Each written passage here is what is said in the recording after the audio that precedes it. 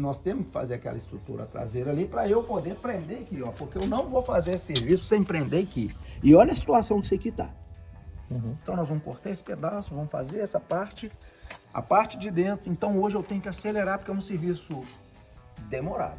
Mas nós vamos vencer ele hoje.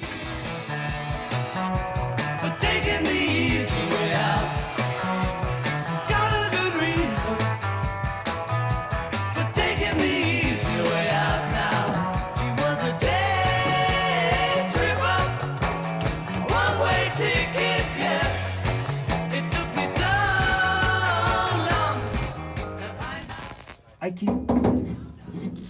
pelo lado de dentro, você trabalha tranquilo com a porta, com o pé de coluna.